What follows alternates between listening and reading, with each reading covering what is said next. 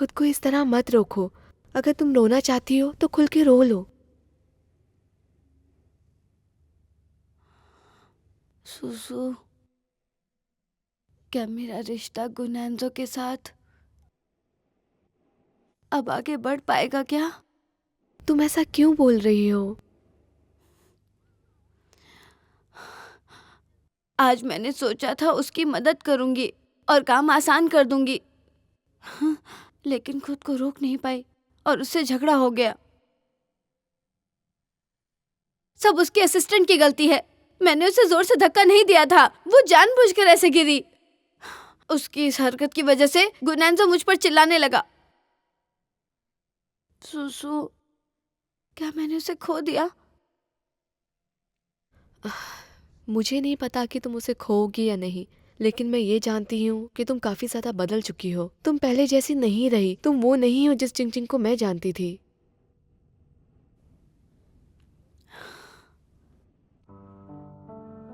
पहले मुझे किसी बात का ख्याल नहीं रहता था, लेकिन गुनांजो बहुत मेहनत करता है सपना पूरा करने के लिए। उसने हर काम में मेरी मदद की, लेकिन मैं नहीं कर पा रही हूँ। जब भी मैं मुसीबत में थी वो हमेशा मेरे साथ खड़ा था, और जब मैं दुखी थी उसने हमेशा अच्छा महसूस कराया। वो बहुत ही ज्यादा परफेक्ट है, इसलिए मुझे ऐसा महसूस होने लगा है कि मैं उसके लायक बिल्कुल नहीं हूँ। ऐसा किसने कहा? तुम भी उसी की तरह एकदम परफेक्ट हो। सब अलग है।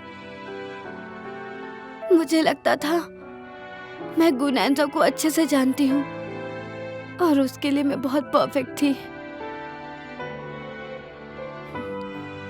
लेकिन अब मुझे एहसास हुआ कि मुझे कुछ समझ नहीं आता।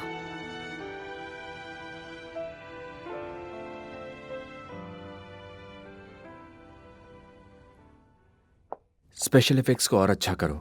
जैसा आप कहें। मिस्टर गू, सारे इन्वेस्टर को कॉपीराइट का केस पता चल गया।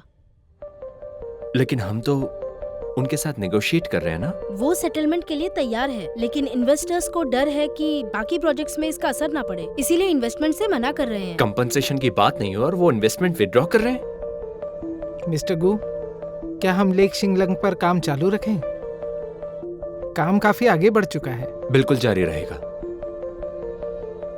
अगर हमने अभी रोका तो हमारी मुश्किलें और बढ़ सकती हैं। फंड्स की चिंता बिल्कुल मत करो, मैं देख लूंगा।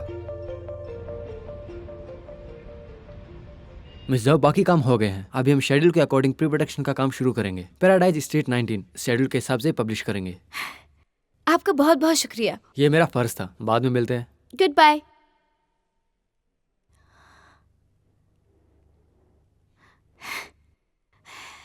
मिस जाओ,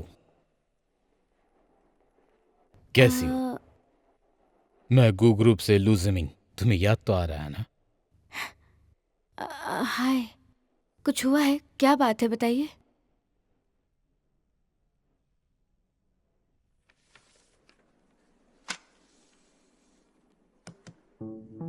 एक बार देख लो, तुम खुद ब खुद समझ जाओगी।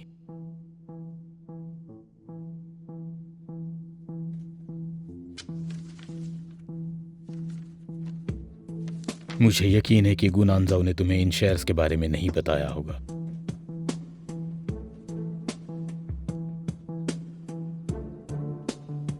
मैं जानता हूं तुम्हारे भाई पर 20 लाख से भी ज्यादा कर्जा है। अगर तुम मान जाती हो तो हम लोग पहले ग्रुप के इक्विटी ट्रांसफर एग्रीमेंट पर साइन कर लेते हैं। मैं तुम्हें जो पैसे दूंगा उससे तुम्हारे भाई का कर्ज उतर जाएगा।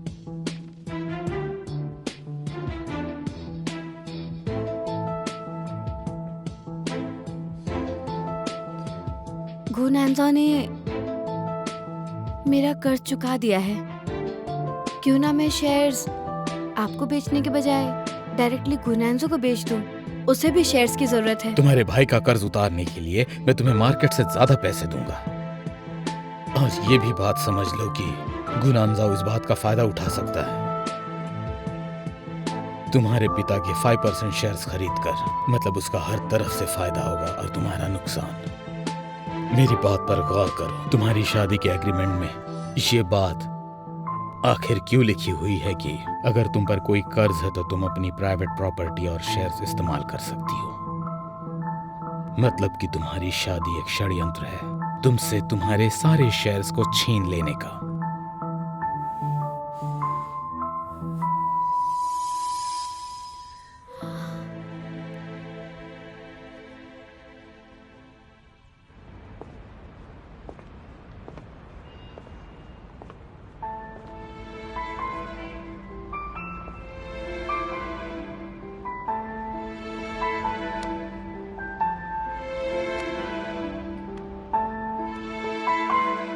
I am very sorry sir, हमारा पहले ही इंटरनल सेटलमेंट हो चुका है। कंपेंसेशन अमाउंट कम नहीं हो सकती।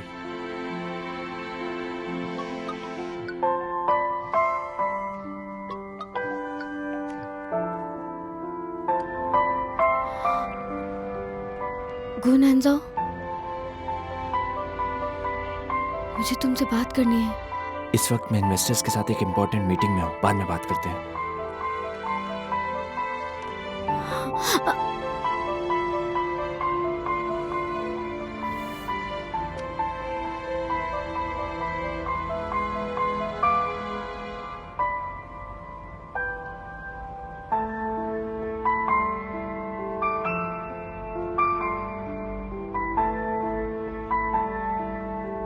अगर ये मामला हम कोर्ट लेके जाएं तो हालात बहुत बदतर हो जाएंगे। मुझे पता चल गया है तुम क्या छुपा रहे थे। आज मुझे तुमसे बात करनी है। मैं मीटिंग में हूँ, हम बाद में बात करेंगे।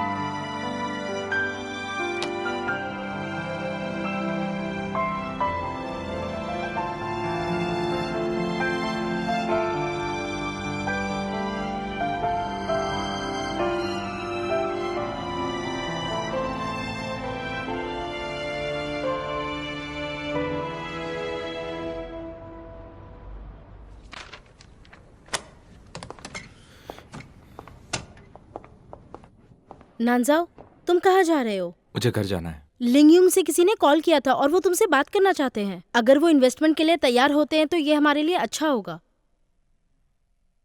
नहीं तो लेक शिंगलंग बंद करना पड़ेगा।